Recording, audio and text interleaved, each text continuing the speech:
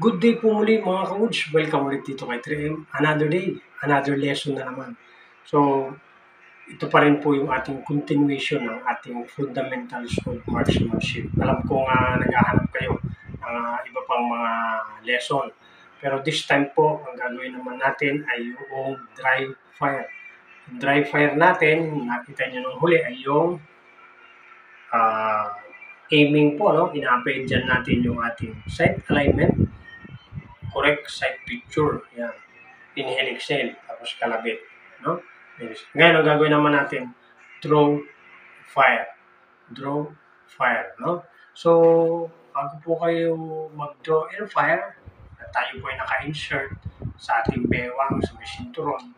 And then, draw natin, yung sequence po natin is, start at attention, then, kuha ng damit, draw, release safety, then fire.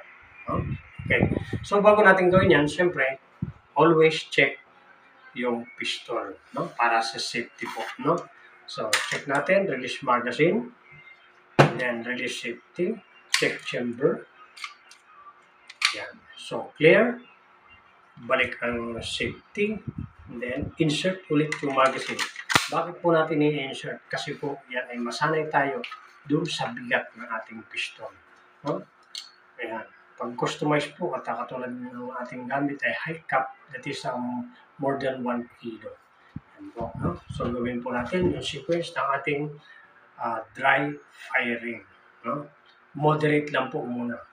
1, 2, relieve safety, bull. Yan. So naka-release na po yung safety noon. Hindi lang tayo naka-insert. Yan po. Balik safety, balik natin.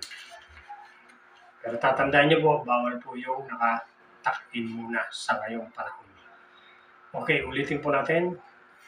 1, 2, release na yung safety, aim. Ganyan lang po muna ang gagawin natin. Balik safety.